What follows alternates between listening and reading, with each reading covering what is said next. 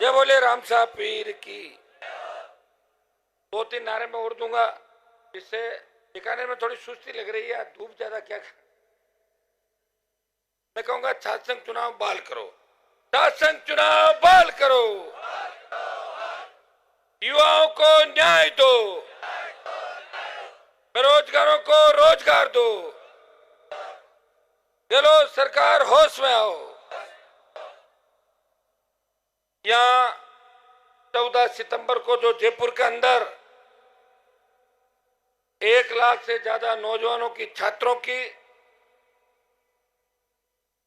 छात्र अधिकार युवा हुंकार रैली हो रही है, ये शायद 70 साल के अंदर पहली बार प्रदेश की राजधानी के अंदर 1 लाख से ज्यादा जवान और छात्र अपने हक और अधिकार के लिए वहां संघर्ष करेंगे। और वो दिन ऐतिहासिक होगा, उस दिन कोई समझौता नहीं होगा, उस दिन राजस्थान की सरकार को झुकाएंगे, छात्र संघ चुनाव की घोषणा कराएंगे और युवाओं नौजवानों को न्याय दिलाएंगे। जितने भी खाली पदे भराने की घोषणा कराएंगे। जो भी युवा इस प्रदेश के अंदर आंदोलित है, सड़क पे पुलिस की लाठी का अगर वो शिकार हो रहा, कल मैंने देखा 108 के एम्बुलेंस कर्मी मेरे भाई शांतिपूर्ण तरीके से आंदोलन कर रहे थे, किस तरह उनको धोखे से बुला के गिरफ्तार किया और सैकड़ों की तादाद में पुलिस वहां पहुंचती है और उनको बसों में, गाड़ियों में भर के उन बच्चों को दूर ले जाके छोड़ दिया जाता है। गहलोत सरकार नौजवानों को कुचलने का प्रयास कर रही है और भारतीय जनता पार्टी ने कांग्रेस से हाथ मिला लिया। इसी की परिणति ये हुई कि राजस्थान के अंदर अब आपकी रखवाली कौन करेगा, कौन नौजवानों को न्याय दिलाएगा, कौन किसान के आंसू पहुंचेगा, कौन उस अबला की चीख पुकार सुनेगा, कौन नए राजस्थान के निर्माण की बात करेगा, कौन ये बढ़ती महंगाई रोकेगा। अभी किसान की जो बिजली के अंदर स्थिति है, जिस तरह किसानों की फसलें खराब हो गई, बीमा कंपनियां प्रीमियम तो ले लेती है, किसान को पैसा नहीं दे रही है। भाइयों, ये क्यों हो रहा है? आपके जनप्रतिनिधि कमजोर हो गए, वहां जीत के तो किसान के नाम से जाते हैं, समाज के नाम से जाते हैं, लेकिन वहां जाके व्यापारियों की गोदी के अंदर बैठ जाते हैं। फिर वहां जाने के बाद इनके नए पॉलिटिकल पापा हो जाते हैं, इसलिए अपने पुराने पापा को भूल के पॉलिटिकल पापा की सेवा करने के लिए राजस्थान के अंदर लगे रहते, इसलिए आप कमजोर पड़ गए। कैंपस के अंदर जब हम राजनीति करते थे तो कैंपस में पुलिस नहीं हुआ करती थी। आज तो आपसे ज्यादा संख्या पुलिस की है, पुलिस हमारी सिक्योरिटी भी करती है, ध्यान भी रखती है, लेकिन पुलिस किसके इशारे पर आती है? सरकार के इशारे पर। कैंपस जो 20 साल पहले का कैंपस था, या मेरे अखबार के टीवी के कई दोस्त बैठे हैं, छोटे भाई बैठे हैं, उन्होंने वो कैंपस भी देखा है। जब राजस्थान विश्वविद्यालय का अध्यक्ष निकलता था, जब राजस्थान विश्वविद्यालय का अध्यक्ष के मान सम्मान और गरिमा का सवाल होता था, तो रावण दहन का बड़ा कार्यक्रम दशहरे का जयपुर में होता है। अगर गवर्नर के बराबर कुर्सी किसी की लगती थी तो राजस्थान विश्वविद्यालय के अध्यक्ष की राज्यपाल के बराबर चेयर लगती थी। लेकिन दुर्भाग्य से आजकल ऐसे ही तो छात्र संघों का अध्यक्ष चुने गए, फिर ये लिंगदो कमेटी लेके आए। इस लिंगदो कमेटी ने छात्र संघों को बर्बाद कर दिया, नौजवानों को कुचल दिया, युवाओं के सपनों को चकनाचूर कर दिया, विश्वविद्यालय कॉलेजों की स्वायत्ता खत्म हो गई। मैं चाहता हूं कि जिस तरह राजस्थान विश्वविद्यालय के छात्र संघ अध्यक्ष निकले, जोधपुर यूनिवर्सिटी में छात्र संघ अध्यक्ष बनने के बाद देश और प्रदेश में पहचान बनाई, उसी तरह मैं चाहता हूं कि बीकानेर की राजनीति से भी ऐसे छात्र नेता निकले जो प्रदेश में अपना परचम फहराए। ऐसे किसानों के बेटे जो छात्र संघ अध्यक्ष बनने के बाद वो कहीं न कहीं खो जाते हैं, संघर्ष नहीं कर पाते, या किसी पार्टी का पल्लू थाम लेते हैं, वो पार्टियां उनसे दरी पट्टी बिछवाती है, वो पार्टियां उनका शोषण करती है, और जैसे कोई नया मिल जाता है तो उनको लात देके निकाल दिया जाता है। ये स्थिति बीकानेर में नहीं, ये राजस्थान के हर जिले की स्थिति है, हर यूनिवर्सिटी कॉलेज की स्थिति है। भाइयों, संघर्ष एक दिन का नहीं होता। आज मैं आपके सामने खड़ा हूं, ये कोई 1 घंटे का संघर्ष नहीं है। 1993 से लेके 98 तक विश्वविद्यालय और राजस्थान के छात्रों की लड़ाई लड़ी। 98 के बाद कांग्रेस और भारतीय जनता पार्टी दोनों से संघर्ष करता रहा। 8 से विधायक बना। पारिवारिक परिस्थितियां भी आपके सामने थी। इस तरह मेरे ही समाज के नेताओं ने मुझे बर्बाद करने में कोई कोर कसर नहीं छोड़ी। लेकिन हनुमान बेनीवाल पे तेजा जी की कृपा थी, मां करनी की कृपा थी, रामता पीर की कृपा थी। ये निकल के उन परिस्थितियों निकल के छोटे भाइयों की रखवाली के लिए आज आपके बीच खड़ा है। ये जो झंडा है राष्ट्रीय लोकतांत्रिक पार्टी का, हमारे तय हुआ था कि हम झंडे के साथ आंदोलन नहीं करेंगे। जब विश्वविद्यालय के अंदर ये छात्र नेता छात्र संघ चुनाव गूंगी बेरी सरकार ने बंद कराए, और ये चुनाव इसलिए बंद कराए कि कांग्रेस भी हार रही थी और भारतीय जनता पार्टी भी विश्वविद्यालय सहित राजस्थान के तमाम कॉलेजों में हार रही थी। थर्ड फ्रंट जीतता हुआ नजर आ रहा था। तब गहलोत ने अपने नजदीकी मंत्री महेश जोशी को बुला के कहा कि महेश, चुनाव आ रहे हैं, अपन हार रहे हैं, बीजेपी को मैनेज करना है, कहीं बीजेपी सड़क पर नहीं आ जाए। बोले मैं 1 मिनट में कर लूंगा, क्योंकि बीजेपी के कई नेताओं के साथ उसका बिजनेस चलता है। और महेश जोशी ने बीजेपी को तमाम नेताओं से बात करी। आपको ध्यान होगा जब महेश जोशी के बेटे पर आरोप लगे, महेश जोशी पे जब भ्रष्टाचार के आरोप लगे, तो भारतीय जनता पार्टी ने विधानसभा के अंदर चुप्पी साध ली थी। एक शब्द बीजेपी ने नहीं बोला, और वो एहसान उतारने का समय उनका आ गया था। उन्होंने बीजेपी के नेताओं से बात करी जो अपने आप को भारतीय जनता पार्टी के अंदर मुख्यमंत्री का दावेदार समझते हैं, जो कांग्रेस के नेताओं के साथ शाम को क्या कहते हैं उसको गिलास बिठाते हैं ना आपस में, चीयर्स करते हैं। चीयर्स के मैंने की नहीं ना कभी, मुझे पता नहीं है ना, चीयर्स नहीं करी मैंने, चाय की चीयर्स करी थी, चाय पी लो। तो वो लोग तय हुआ कि गहलोत चुनाव बंद कराएंगे और बीजेपी सड़क पर नहीं आएगी। फिर कौन आएगा? अपना आप ही उनको लगा कि आरएलपी का तो कोई संगठन नहीं, कांग्रेस का एनएसयूआई, बीजेपी का विद्यार्थी परिषद, आरएलपी तो आपकी पार्टी है। एनएसयूआई से जो चुनाव लड़ता है वो बच्चा भी मेरे से आशीर्वाद लेने आता है, उसका मुंह मीठा कराता हूँ। निर्दलीय लड़ता है उसका भी मुंह मीठा कराता हूँ। कोई बीजेपी से लड़ता है तो मैं उसको भी करता हूँ जीत के जाए और आगे बढ़े। तो उनको ध्यान नहीं था कि राजस्थान वीरों की धरती है, ये सूरवीरों की धरती है। कांग्रेस बीजेपी हाथ में मिला लेगी तो राष्ट्रीय लोकतांत्रिक पार्टी इस राजस्थान में को हक अधिकार दिलाने के सड़क पर लगेगी। हम बिना झंडे का आंदोलन करना चाहते थे। विश्वविद्यालय के छात्र नेता जो जयपुर से आए बैठे हैं, इनको पूछ लो कि हमने 15 दिन तक प्रयास किया कि कुछ विधायक कुछ मंत्री, अगर कांग्रेस के मंत्री हमारी मदद नहीं करते, बयान दे सकते थे कि छात्र संघ चुनाव होने चाहिए। बीजेपी के नेताओं को तो आ जाना चाहिए खुला साथ में, जब वो छोटे छोटे मामलों में बयानवीर बन के बयान देते हैं, बयान के अलावा उनका कोई काम नहीं, इस मामले में आना चाहिए। लेकिन वो नहीं आए, इसलिए भाइयों हनुमान बेनीवाल को सड़क पर आना पड़ा छोटे भाइयों को न्याय दिलाने के लिए। मुझे लगा फिर ये लोग ताने देंगे, तंज कसेंगे दूसरे लोग कि राजस्थान में कोई युवाओं के लिए लड़ने वाला नहीं बचा। इसलिए छात्रों को अधिकार दिलाने, छात्र संघ चुनाव करवाने, नौजवानों को रोजगार, युवाओं को न्याय दिलाने के लिए सड़क पे आपके बीच निकला। ये झंडा भी मैंने इसमें इसलिए दिया कि जिस तरह लाल झंडा दिखाने से ट्रेन रुक जाती है, ये राष्ट्रीय लोकतांत्रिक पार्टी का झंडा मार्केट में आता है तो सरकार भाग जाती है। ये झंडा जरूरी था। अगर ये झंडा नहीं होता तो डूंगर कॉलेज के अंदर आपको कोई कार्यक्रम नहीं करने देता। जोधपुर विश्वविद्यालय के अंदर मेरी परमिशन रद्द की थी, लेकिन मैं सभा करके आया, आपने देखा होगा। ये झंडा आपकी रखवाली करेगा, ये झंडा हर उस गरीब पीड़ित शोषित तबके की राजस्थान के अंदर रखवाली करेगा। इस झंडे ने कांग्रेस और भारतीय जनता पार्टी के कई नेताओं के होश उड़ा दिए। वो अभी सोच भी नहीं पा रहे हैं कि तूफान से पहले की शांति है, ये सुनामी से पहले की शांति है। तूफान आ चुका है और जयपुर में 14 तारीख को जब चलेंगे सुनामी आएगी और जयपुर से तय हो जाएगा कि राजस्थान का नौजवान किसके साथ जा रहा है, राजस्थान का युवा किसके साथ जा रहा है। और भाइयों आप देखिए, एक व्यक्ति पूरे 1 महीने से आपके लड़ रहा है। मैं भी चाहता तो नड्डा की तरह यात्रा निकाल लेता, मुझे कौन रोक रहा था। मैं घूम ही तो रहा हूँ, यही यात्रा होती है, घूमना मतलब यात्रा। मैं भी चाहता तो सीएम की तरह खूब घूम के अपने जो बताता पाठ पखान करते रहते हैं, हमने ये किया वो किया। आजकल तो अखबार पढ़ने का मन ही नहीं होता।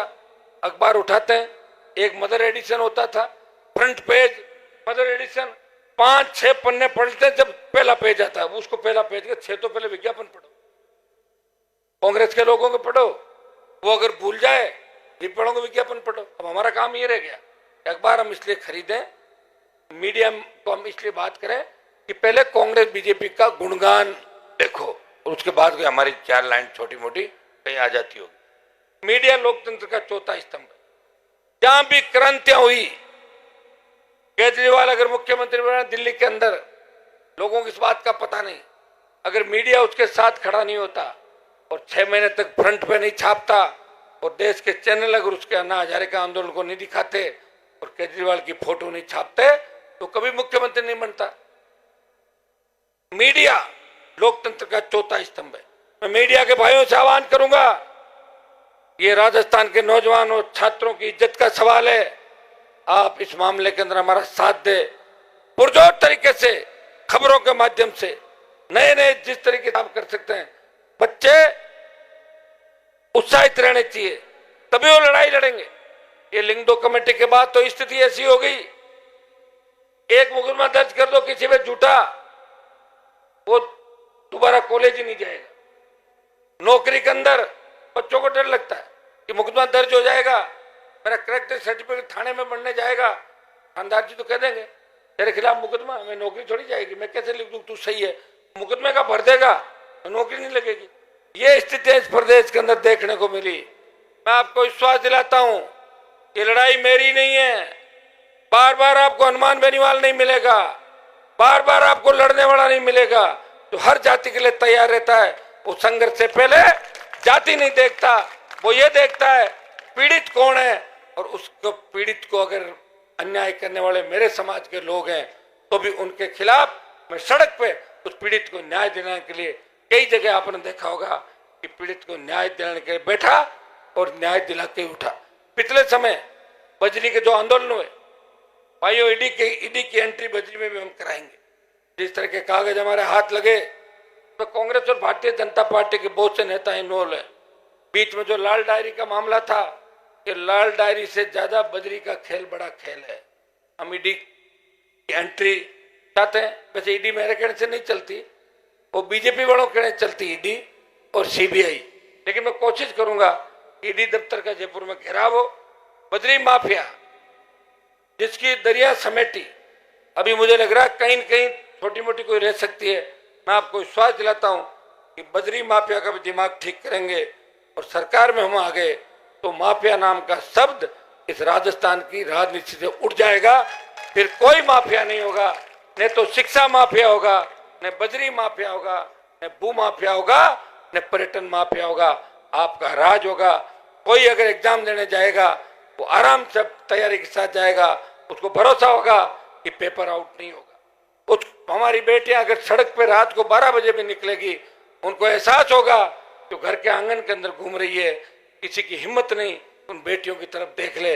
ऐसा राजस्थान हनुमान बेनीवाल की पार्टी राष्ट्रीय लोकतांत्रिक पार्टी चाहती है, लेकिन ऐसा राजस्थान हमें कब मिलेगा? जब राजस्थान का नौजवान प्रत्येक घर से ये शपथ लेके निकलेगा कि मैं मेरे घर उस दिन जाऊंगा जब तक हनुमान बेनीवाल की आरएलपी पार्टी की सरकार नहीं बन जाती, मैं उसके लड़ूंगा, प्रयास करूंगा। वो 25 साल से लड़ रहा है, मैं आने वाला 2.5-3 महीने का समय राष्ट्रीय लोकतांत्रिक पार्टी को दूंगा, तब जाके सरकार बनेगी। ये तो तय है कि कांग्रेस और भारतीय जनता पार्टी में से एक पार्टी 3rd नंबर पे जाएगी। आरएलपी कड़े मुकाबले के अंदर रहेगी राजस्थान के। जो लोग राजनीतिक विश्लेषक है, उन्होंने बल्लभनगर से लेकर सरदार शहर तक के चुनाव देखे, जिस तरह नौजवान मचल रहा है, नौजवान उमड़ रहा है। 2 दिन की तैयारी के अंदर आप प्रमुख लोग यहाँ पे आए, यहाँ मैं आमंत्रण देने आया हूँ, रैली करने नहीं आया। मेरी उपस्थिति यहाँ पे हो, आपको लगे हनुमान जी आमंत्रित करने आए जयपुर की रैली के अंदर, तो इस बीकानेर के इलाके से कम 15 से 20 हजार छात्र जवान जयपुर के विद्यानगर स्टेडियम के अंदर 14 तारीख को आएंगे। आओगे कि नहीं आओगे? कैसे आओगे बताओ मुझे? जैसे पैदल आओगे? गाड़ियां कौन सी? ट्रेनें तुम्हारे लिए चला रखी है। ट्रेन में बैठो, उतरो, वापस बैठ जाओ या उतर जाओ, कोई चेकिंग नहीं होगी ट्रेन में।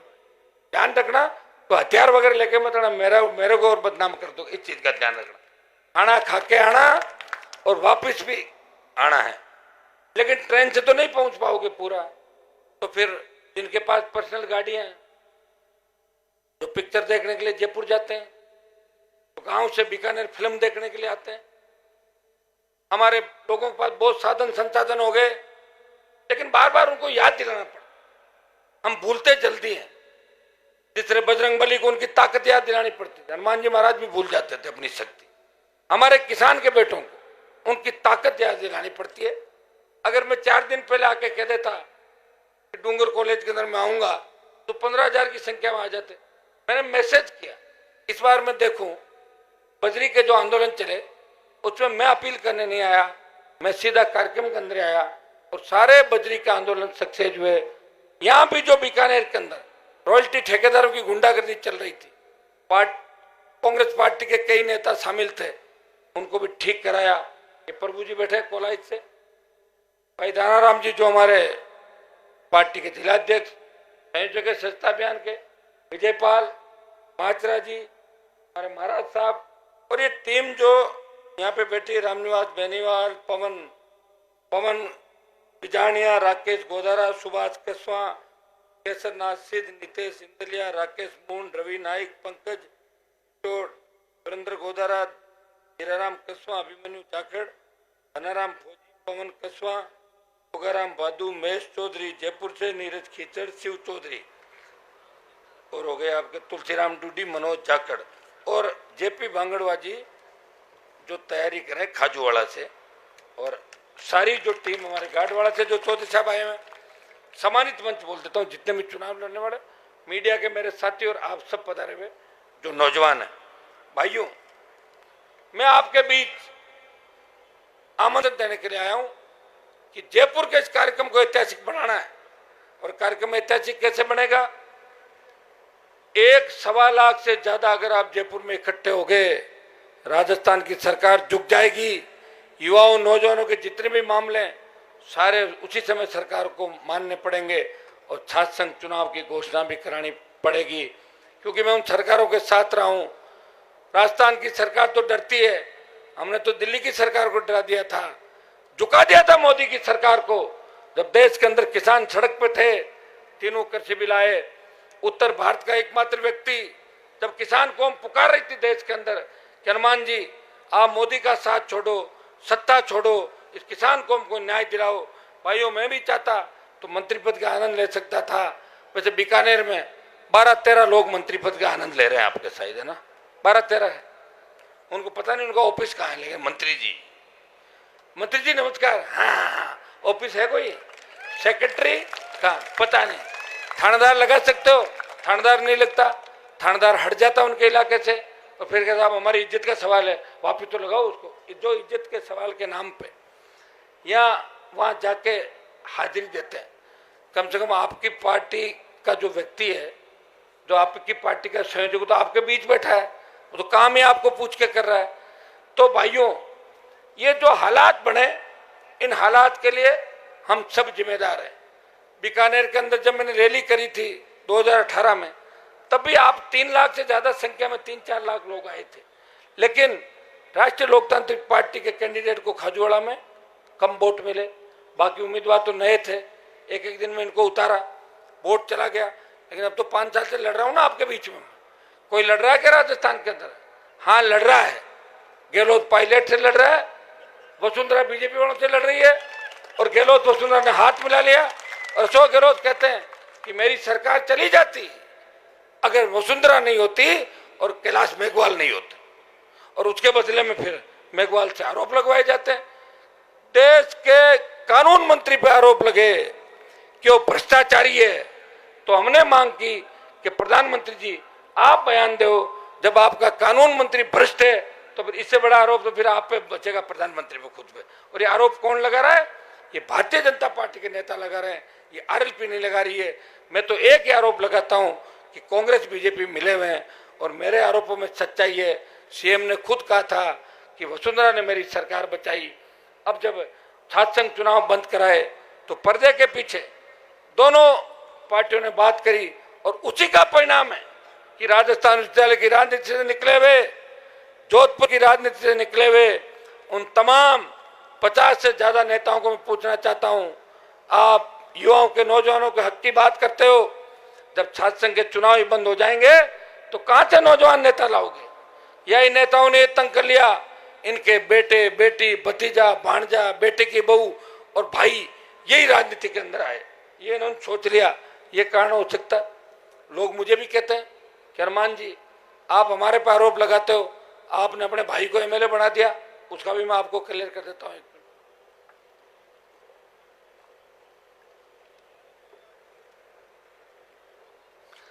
जब मुझे सांसद बनना था, एक परिवार जो लंबे समय से राजस्थान को ठग रहा था, नागौर को ठग रहा था, मैंने पूछा आप लोगों को, चुनाव तो मैं लड़ लूंगा लेकिन जीत की गारंटी नहीं।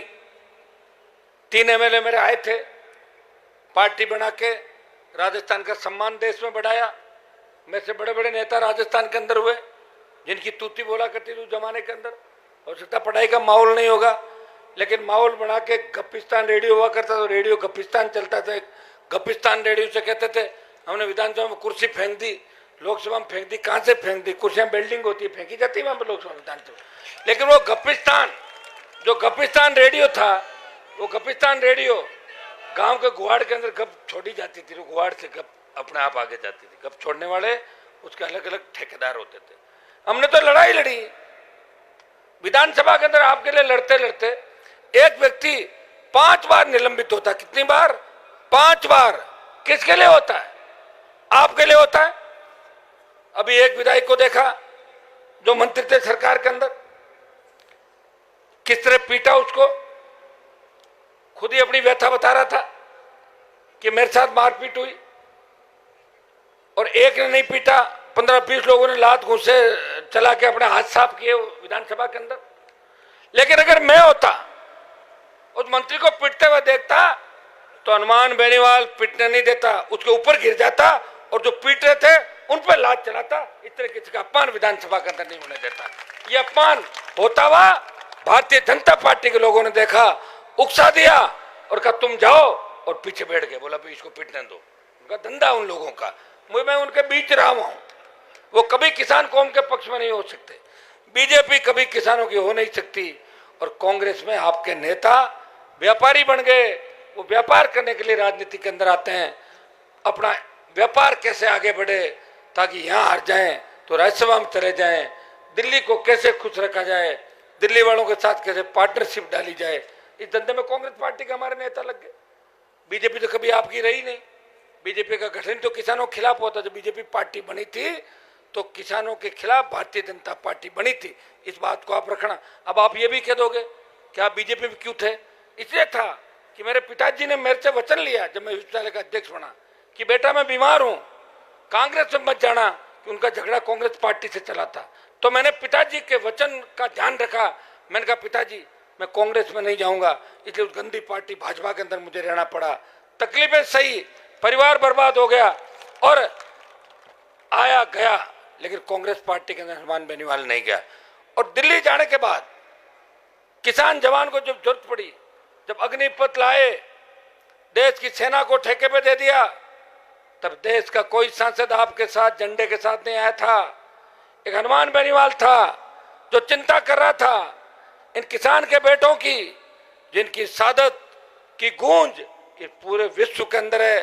अमेरिका के अखबार के अंदर ये खबर छपती है कारगिल की लड़ाई के अंदर कि ये जाट रेजिमेंट के वो जवान हैं जो 20,000 फीट ऊंची पहाड़ी पे 50 किलो गोला बारूद और AK-47 लेके चढ़ते हैं और दुश्मन को ढेर करते हैं। वो जाट रेजिमेंट का जवान है हनुमान बेनीवाल। आप की उसके अंदर तो सारी रेजिमेंट है, गीत गाए जाते हैं, वो मैंने थोड़ी बनाई। अभी जो रेजिमेंट है, आज हमारे जो शहीद हुए पलाना के अंदर, वो भी जाट रेजिमेंट के ही जवान थे।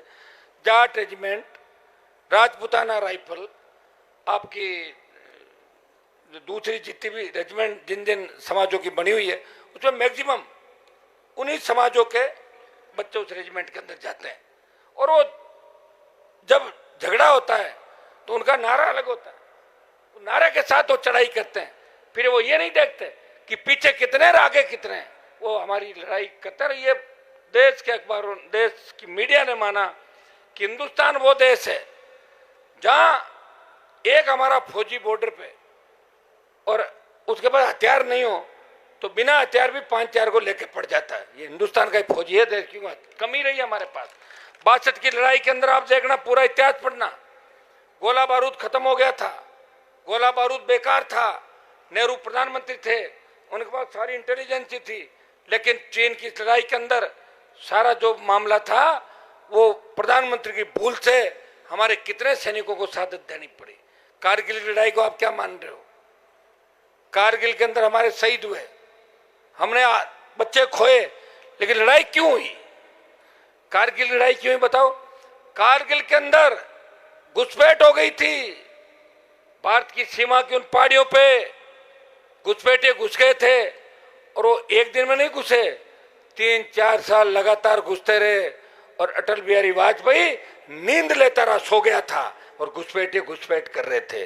तब एक कारगिल की लड़ाई हुई थी, उसमें भी हमने हजारों नौजवानों को खोया, और उस समय भी हमारी रेजिमेंटों ने दुश्मनों का मुकाबला किया, मुंह तोड़ जवाब दिया, और शहादत के बाद हिंदुस्तान का नाम विश्व के अंदर आया। भाइयों, अग्निपथ का विरोध अगर किसी नेता ने किया, जोधपुर में 2 लाख जवानों की रैली करके मोदी को चेतावनी दी, प्रधानमंत्री जी ये 2 लाख हैं, हम आ रहे हैं दिल्ली की तरफ 5 लाख, तैयार हो जाओ। ये मेरे संघर्ष का ही परिणाम था। लगातार लोकसभा में आवाज उठाने के बाद, ऑल पार्टी मीटिंगों में आवाज उठाने के बाद यह तय हुआ कि पहले अग्निवीर जो जाते थे वो 25% सरकार रखेगी, 75% को वापस भेजेगी। लेकिन अब ये हो गया कि 50% वही नौकरी करेंगे, 50 के बारे में सोचेंगे। ये चुनाव का समय, मैं आपको विश्वास दिलाता हूं कि अभी जयपुर राजधानी घेरने के बाद अगर एक दिन आप दिल्ली का कूच कर लोगे, दिल्ली के नेता कितने कमजोर हैं, उनके पास में बैठा हूं, मैं जानता हूं कि जब आवाज आती है हरियाणा, पंजाब, यूपी और राजस्थान से, तो उनके ब्लड प्रेशर हाई हो जाते हैं, शुगर बढ़ जाती है, और डॉक्टरों को बुला लेते हैं, जल्दी खत्म करो, मामला हाथ से निकल रहा है। तो मैं जानता हूं उनको। तो अग्निपथ का विरोध हम करेंगे, दिल्ली को घेरेंगे, और अग्निपथ के खिलाफ हमारी लड़ाई जारी रहेगी। मेरी पार्टी मैंने इसी नारे के साथ बनाई थी, जय जवान जय किसान। किसान के लिए शहादत दी, जवान के लिए सड़क पाया। और जब राजस्थान का जवान सात संघ चुनाव के लिए देख रहा है कि कौन आएगा हमारी लड़ाई लड़ने, तब हनुमान बेनीवाल को अपने भाइयों का रक्षक बनके उनको राजनीति में आगे लाने के लिए, जो उनका अधिकार है लोकतांत्रिक, उनको उनका हक और अधिकार दिलाने के लिए सड़क पाया। 8 संभाग मुख्यालयों में रैलियां कर रहा हूं। उसके बाद जयपुर की जो रैली होगी वो राजस्थान का भविष्य तय करेगी। नौजवानों, इतना विश्वास में दिलाता हूं कि सरकारों के अंदर नौजवानों का जो डर है वो इतना घुसा दूंगा कि दोबारा नौजवानों को छेड़ने की हिमाकत कोई भी सरकार इस राजस्थान के अंदर नहीं करेगी। मुझे पूरा भरोसा है कि आज आप आमंत्रण स्वीकार करने आए हो, प्रमुख लोग बैठे हो, लेकिन उस दिन 10-15 हजार आ जाएंगे बीकानेर से। कितने 10,000? आप पक्के नेता हो, सही है। 10,000 प्लस, भाई 10,000 प्लस आओगे जब तो लाख हो गए, नहीं तो लाख कैसे होगा बताओ। अब आप कहते हो नागौर से लाख कहां से आ जाएंगे? जयपुर, सीकर, झुंझुनू, अलवर, भरतपुर, दौसा, नजदीकी जो इलाके जयपुर के, अब तो जिले इतने बना दिए कि सारे जिलों को मुझे नाम याद नहीं, कई तो डबल नाम रख दिए। हमारे नागौर में रख दिया कुचामन डीडवाना, कभी लिख देते हैं डीडवाना कुचामन, पता ही नहीं लगता था कभी डीडवाना है कुचामन करे। कुचामन डीडवाना जिले से नीचे लेटर आता है डीडवाना कुचामन, अलग मोर बना रखी है अधिकारियों ने। वहां का जो एडिशनल एसपी और एडीएम है वो उस एमएलए के दबाव में लिखता है जिला कुचामन डीडवाना, और डीडवाना वाला लिखता है डीडवाना कुचामन। अब बताओ कौन से को माने, आप बताओ मुझे। ये तो बींद कौन बीननी कौन वही बात होगी, में बींद कौन है बीननी कौन है। अब बताओ ऐसे जिले बना दिए 100 किलो ने। कोटपुतली बेरोड, कोटपुतली बेरोड कैसे हो बताओ मुझे, एक नाम रखो ना। कई तहसीलों को जिला बना दिया, ग्राम पंचायत को जिला बना दिया।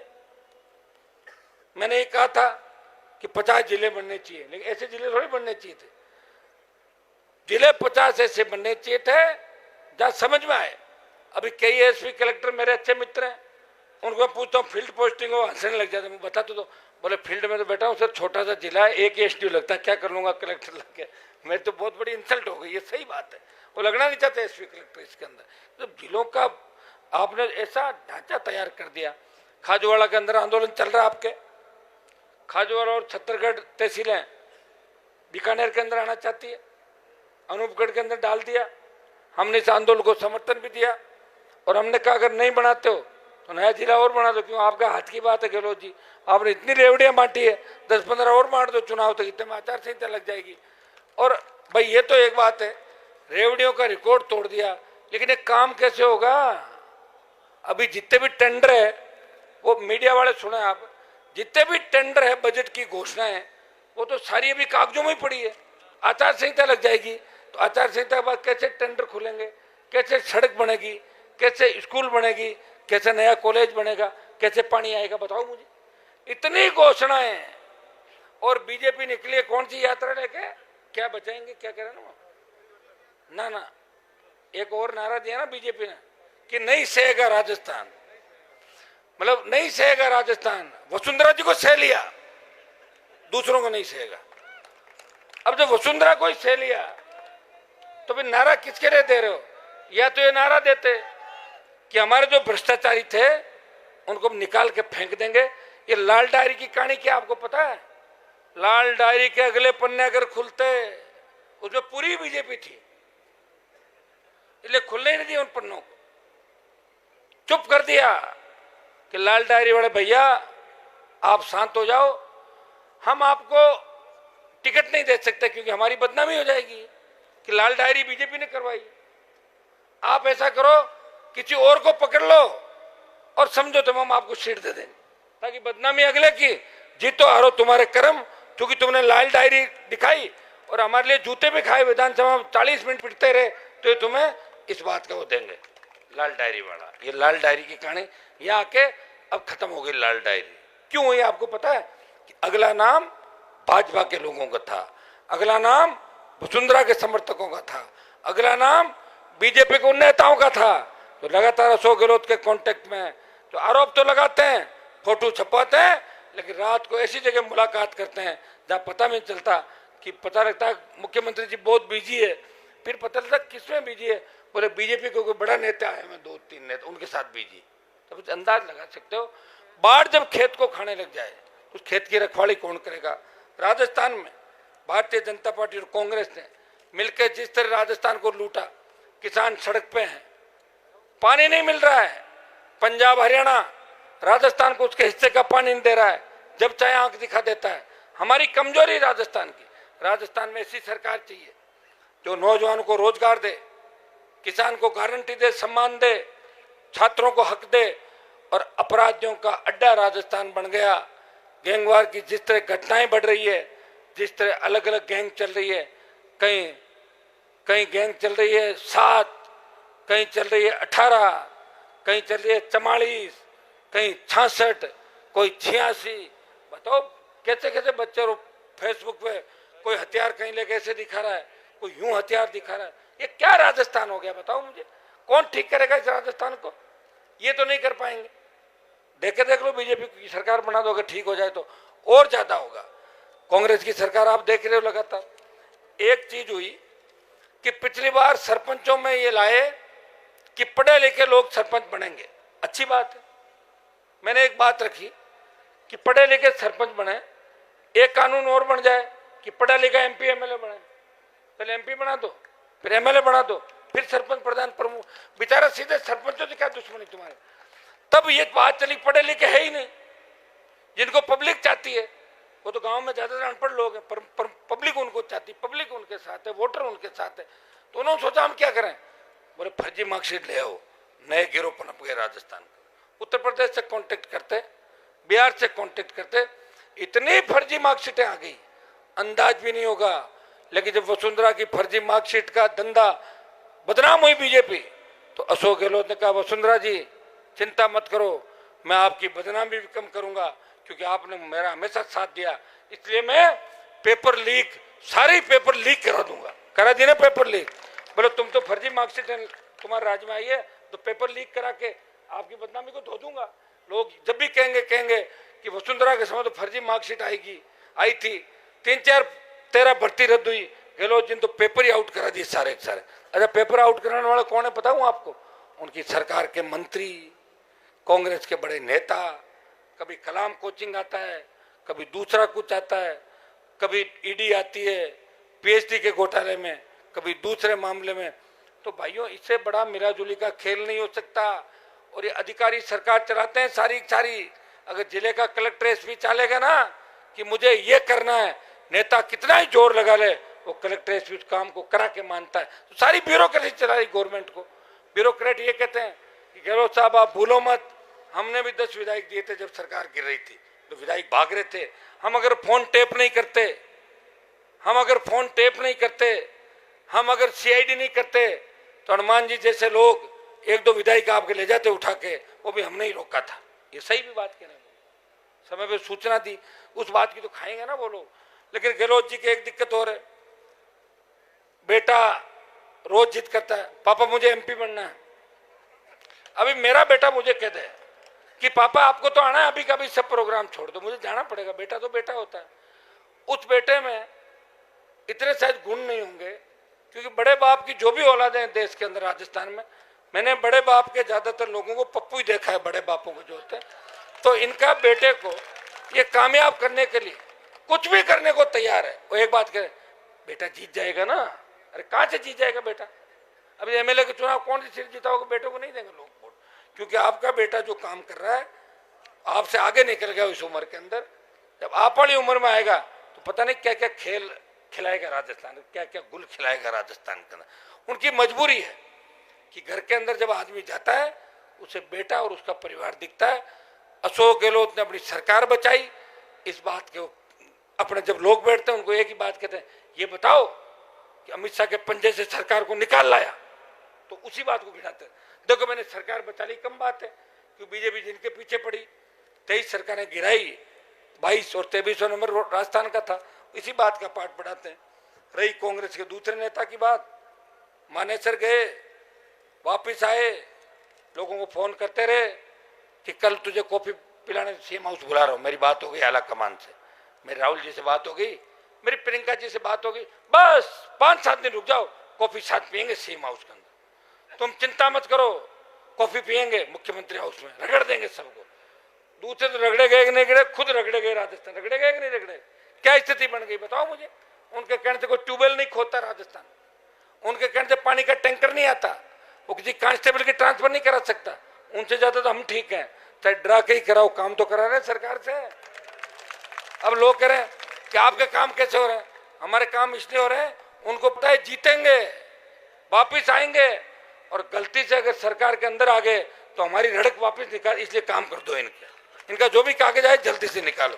तो लड़ने वाले को लोग पसंद करते हैं भाई, जो घर के अंदर रजाई ओढ़ के सोता है, पड़ा रहता है, बिजनेस करता है, उसे कोई नहीं डरता। मैं तो सरकार से लड़ते लड़ते इतना पक्का हो गया 20 साल कि मुझे पता है कि सरकार ज्यादा समय तक मैं इससे लड़ नहीं पाएगी। और आज तक तो ईश्वर की कृपा से जो काम हाथ में लिया, समय जरूर लगा होगा, लेकिन जीत हमारी हुई, आपकी हुई। आप सबने बीकानेर के अंदर आज हमारे में शहीद गोभी ओम प्रकाश शरण को श्रद्धांजलि देने मैं चला गया था। वहाँ पे बहुत ज़्यादा तादाद में हमारी संख्या बच्चों की वहाँ है। वो कार्यक्रम भी ज़्यादा जरूरी था, मैंने कहा आप सब लोग वहीं रहे, मैं भी जाकर आया हूँ, क्योंकि मुझे सीकर के अंदर एक कार्यक्रम अभी और करना है, फिर जयपुर में शाम का एक कार्यक्रम है। मैं आपसे इजाज़त चाहूँगा, इतना ही आश्वासन आपसे मैं चाहता हूँ कि बीकानेर जिले के अंदर हमें जो इस बार आशीर्वाद आपका मिला, ये आशीर्वाद इस असेंबली के अंदर भी मिलेगा। ये जो आंदोलन हम कर रहे हैं, बीकानेर का युवा और छात्र हमेशा आंदोलन करता था। जब हम स्कूल कॉलेज में पढ़ते थे तब बीकानेर के अंदर बड़े आंदोलन उस समय हुआ करते थे। तब विश्वविद्यालय नहीं था, डूंगर कॉलेज इस उत्तरी पश्चिमी राजस्थान की सबसे बड़ा महाविद्यालय था। डूंगर कॉलेज के अध्यक्ष का बहुत बड़ा सम्मान होता था। हम चाहते हैं वो सम्मान इनका लौटाएं, छात्र संघों को मजबूत करें, लोकतंत्र की पहली सीढ़ी को मजबूत करें। हमारे यहाँ के निकले हुए छोटे भाई विधानसभा और लोकसभा के अंदर पहुंचे, ये अपील करने आपके बीच आया हूँ। मुझे पूरा भरोसा है कि बीकानेर जिला पूरा आशीर्वाद देगा। सब लोग मिल बैठ के जो हमारी टीम है मंच पे, ये तय कर लेगी कैसे व्यवस्था करनी है, कैसे जाना है। और कैसे जयपुर पहुंचना है। लेकिन उस दिन जयपुर आना है देश को आजाद कराने के लिए। भगत सिंह जैसे हजारों नौजवानों ने शहादत दी थी। राज किसको मिला? नेहरू को मिला। अगर उस समय सोच लेते कि हमारे फांसी चढ़ने से नेहरू राज करेगा, वो कभी फांसी पे नहीं चढ़ते। उनकी एक ही बात होती थी कि हम अगर मर जाएं, हमें शहादत मिले, कोई गम नहीं, भारत माता गुलामी की बेड़ियों से मुक्त हो जाएगी। हनुमान बेनीवाल भी ये चाहता है कि मुझे राज मिले या नहीं मिले, मेरे छोटे भाइयों को इन ठगों से मुक्त करा दूं, कोई ठगी का शिकार नहीं हो, किसी को धोखा नहीं मिले और आपका मान सम्मान मिले। हम चाहते हैं जिस तरह पंचायत पालिका चुनाव के लिए अंदर आयोग अलग से हैं, इसी तरह युवाओं के छात्रों के चुनाव का, छात्र संघ चुनाव का अलग से आयोग बने और एक बिल लेके सरकार आए कि चुनाव हर साल होगा, ये कार्यकाल तय कर लो। कि मैं तो ये चाहता हूं कि चुनाव का कार्यकाल 2 साल का हो जाए। कैसा रहे भाई महेश, ताकि तुम्हें भी आराम से भ्रमण करने को मिल जाए। 2 साल का, 1 साल में होता क्या? अगर सितंबर जनवरी में ताला लगा देते हैं, कम से कम 1.5 से 2 साल अध्यक्ष का कार्यकाल रहना चाहिए। ये मेरी तरफ से मैं कह रहा हूँ। लेकिन 1 साल में ही खुश है ये तो, 1 साल में रिजल्ट बहुत बड़ी बात है। अरे लिंगदो की बात, लिंगदो अगर अशोक गहलोत नहीं हटाएगा, मैं आपको विश्वास दिलाता हूँ, हम अगर सत्ता के नजदीक आए, सत्ता में आए, तो लिंगदो कमेटी तुरंत सबसे पहले हट जाएगी। पूर्व की बात ही सांसद के चुनाव होंगे, इतना ही मैं विश्वास आपको दिलाता हूँ। यहाँ अलग अलग संगठनों के छात्र नेता बीकानेर के अंदर आए, उन सबका स्वागत। मेरा तो कोई छात्र संगठन है नहीं, मेरी पार्टी है, वो आपकी पार्टी है, वो जवानों की पार्टी है, किसानों की है, 36 कौम की पार्टी है। 36 कौम की पार्टी कौन सी होती है बताओ मुझे, जिस पार्टी के अंदर 36 कौम के विधायक जीतते हैं। मेरी पार्टी में 3 MLA है, वो एक जाट जाति से, एक मेघवाल है और एक बाबरी समाज से। आप बताएं है कि नहीं 36 को? MP में हूँ। 9 मुसलमान लड़ाए, 12 मेघवाल लड़ाए, 3 राजपूत लड़ाए, ब्राह्मण, बनिया, मीणा, गुजर, यादव, देवासी, तमाम जातियों को मौका दिया। और मैं फिर विश्वास दिलाता हूं, इस बार राष्ट्रीय लोकतांत्रिक पार्टी इस राजस्थान में मजबूती से लड़ेगी। तो 80 लाख वोट 18 के अंदर हमें मिला था, सारे दलों को मिला के, कांग्रेस बीजेपी को छोड़ के, वो 80 लाख 1.5 करोड़ को क्रॉस करेगा और कांग्रेस और भारतीय जनता पार्टी एक तीसरे नंबर पे चली जाएगी। ये मैं विश्वास आपको दिलाता हूँ। आप सब ने यहाँ कार्यक्रम के अंदर उपस्थित देके हमें मजबूती दी। आज जो लोग नहीं आ पाए, आप सोशल मीडिया के माध्यम से, अपने अपने दूसरे माध्यम से अपने भाइयों को फोन करोगे। अच्छा तो ये होता कि छात्रों के साथ हमारी बेटियां, छात्राएं भी बैठी मिलती। जब बेटियां सड़क पर आएगी बच्चों के साथ, तब जाके सरकारें झुकती। दुर्भाग्य इस बात का है कि हमारे लोग आज भी डरते हैं कि हम लड़कियों को आंदोलन में नहीं भेजेंगे। तो ये डर क्यों है? कौन इस डर को लाया? कौन गैंगवार को लाया? कौन, किसने इस राजस्थान को बर्बाद किया? किसने बदनाम किया? किसने किसान के बेटों की हत्याएं करवाई? कौन लोग वो थे? वो लोग थे वसुंधरा और गहलोत। 25 साल का इनका गठबंधन है, इसको खत्म करना है और राजस्थान में जवान और किसान की सरकार बनानी है। बहुत बहुत आपको धन्यवाद। जय हिंद।